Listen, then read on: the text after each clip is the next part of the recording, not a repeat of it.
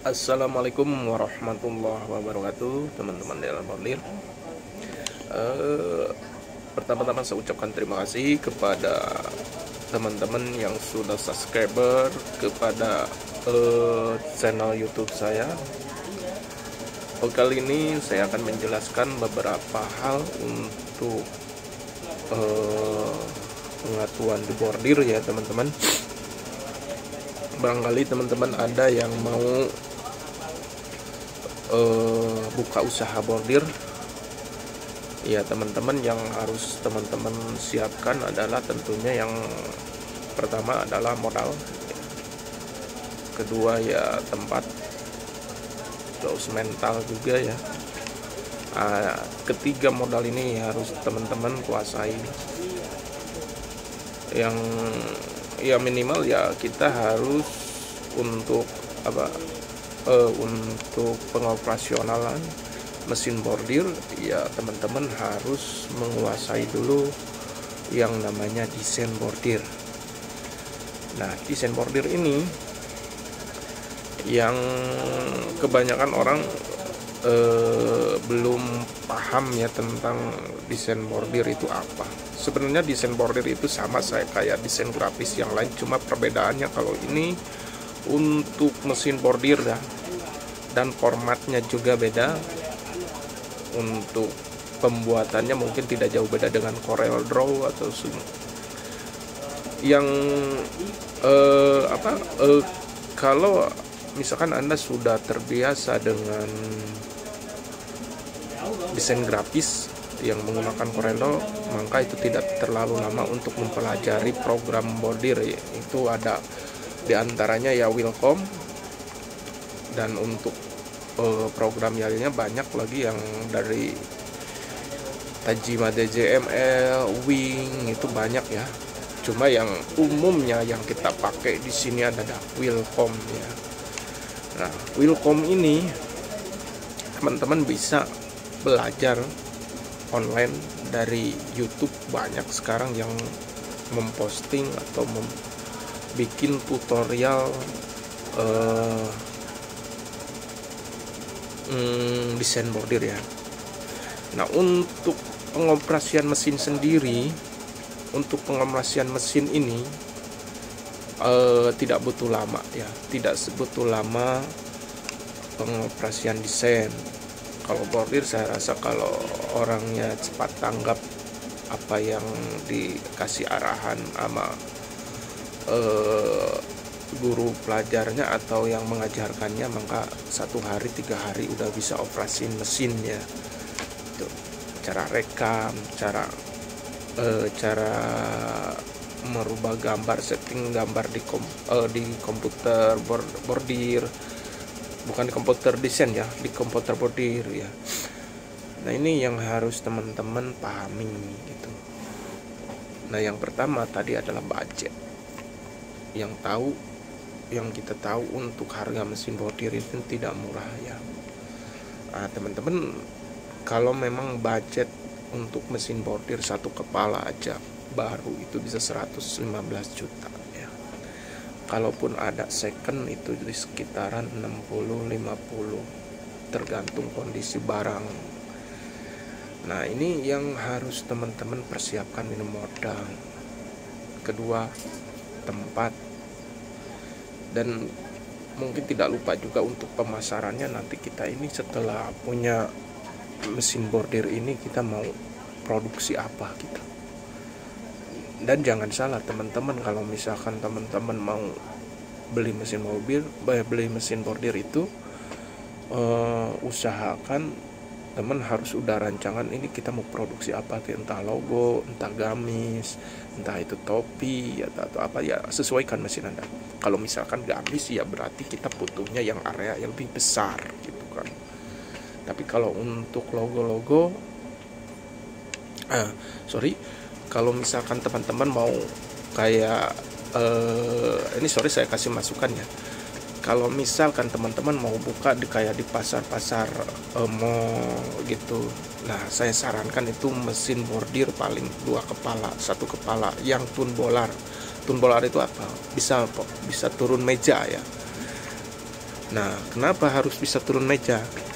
Karena kebanyakan di mall-mall itu produksinya barang-barang jadi.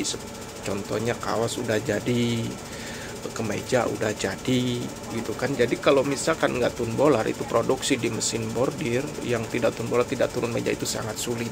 Bisa sih bisa, tapi sulit ya, butuh waktu lah gitu untuk proses pengerjaannya. Makanya kalau saya sarankan ya yang turun bolar. Jadi kalau turun bolar itu tidak lama prosesnya, jadi tinggal masukin ke jadi kan tidak ada meja, tidak terhalang meja gitu ya. Nah itu maksud saya. Yang ke ya itu, jadi intinya teman-teman kalau mau usaha bordir ya minimal harus tahu gitu nantinya kita mau produksi apa, mau bukanya di mana. Kalau untuk di mall-mall ya minimal kita 1 kepala 2 kepala itu udah cukup ya. Tapi kalau misalkan teman-teman mau buka partai besar kayak bikin gamis kompleksian, ya itu tidak saya sarankan untuk pakai mesin kecil ya, itu minimal ya 12 kepala. Tapi areanya yang gede itu, area kerjanya itu agak gede. Beda dengan area yang 1 kepala, biasanya maksimalnya ya yang 1 meter sih ada ya gitu paling. Jadi kembali lagi kepada diri kita, sebelum kita memutuskan untuk buka usaha bordir ya kita harus tahu dulu pemasarannya buat apa. Nah kalau misalkan buat online teman-teman cukup buka di rumah tuh udah cukup. Jadi bikin gamis, bikin bed kayak atribut TNI, atribut Polri, Dishub, dan atribut instansi pemerintah lainnya itu bisa ya teman-teman. Teman-teman kalau misalkan tertarik dengan dunia bordir ya kita untuk hitung-hitungan harga ya, untuk hitung-hitungan harga. Misalkan kita beli mesin 1 kepala, mungkin yang biasa pakai 12 kepala, ketika memakai mesin 1 kepala dia akan berpikir, aduh penghasilannya apa sih buat 1 kepala, berapa sih? Jangan salah teman-teman, 1 kepala kita tidak bisa main harga untuk, misalkan ini harga bordiran 1 pieces di mesin besar, misalkan 0,20, itu tergantung kuantiti ya. Tapi untuk di mesin kecil kita tidak bisa hitung kayak gitu. Misalkan kita bikin 1 logo, ini untuk di pasar Senen ya, misalkan bikin 1 logo, kita harus kena cas desain. Cas desainnya berapa? Ya tergantung kesulitan gambarnya. Kalau misalkan standar aja, gambar standar yaitu 50.000 untuk cas desain. Untuk bikin bordirannya 1 pieces 25.000. Jadi untuk bikin 1 pieces total bordiran sama ongkos desain adalah 75.000. Itu teman-teman, itu cara hitungnya ya. Makanya kenapa sekarang 1 kepala juga bisa menghasilkan duit gitu kan. Beda kalau misalkan 12 kepala hitungannya 0,20 dulu itu ya. Ada yang 0,30, ada yang 0,17, tergantung ya di mana kita bordir gitu kan. Ya gitu. Ya kalau misalkan diterapkan itu di harga bordir di 1 kepala 0,20, itu kita nggak dapat apa-apa gitu kan. Kita hanya bisa ya bordir bisa, tapi nggak masuk harganya gitu, nggak ada hasilnya gitu kan. Kebuang waktu, kebuang desain, kebuang pengoperasiannya gitu kan. Jadi gitu, teman-teman harus pahami dulu sebelum mau buka usaha bordir ya. Tapi pengalaman saya di sini pakai di pasar Senen gitu ya, untuk 1 kepala itu 2 kepala ya lumayan gitu ya, lumayan kalau untuk omsetnya yang kita tidak bisa kita publikasikan, cuma untuk perkiraan gitu kan. Misalkan 1 logo kita bikin Itu kalau bikin satu logo, tapi ya itu harganya beda, itu bisa 50.000, bisa 70.000. Tapi kalau misalkan kita bikin 100 logo kali, kalau timbul di sini 15.000 per logo. Tapi kalau misalkan biasa tidak timbul itu 10.000. Nah 10.000 kali 100 sudah 1 juta itu per hari ya. Itu dalam, kalau per hari timbul itu dikerjakan di mesin bordir satu kepala itu bisa 1 harian kurang, tergantung kecepatan mesin dan mesin apa yang Anda pakai gitu. Yang saat ini saya pakai ya sistem, tapi saya tidak menyebutkan merek. Sistem yang kita gunakan adalah sistem mesin Dahou, yaitu yang A15 itu speednya udah 1200 gitu kan. Itu. Tapi kalau untuk merek ya sama aja sih, kalau sama-sama mesin Cina ya, tergantung orang yang mengoperasikannya gitu kan, entah itu dia cepat atau enggak gitu kan, karena operator juga mempengaruhi kinerja mesin dan berapa lama pengerjaannya, itu sangat mempengaruhi skillnya. Nah gitu. Jadi misalkan kalau 1 juta per hari gitu kali 1, ya maaf kita kalau misalkan 30 hari aja udah 30 gitu kan omsetnya gitu. Tapi ya kita hampir rata-rata aja, misalkan per hari kita 500.000 itu udah di pasar Senen ya, saya rasa udah lebih lah, udah nutup ya gitu. Jadi sebulan kita udah bisa ngantongin 15 juta, tapi belum termasuk ya kita kalau misalkan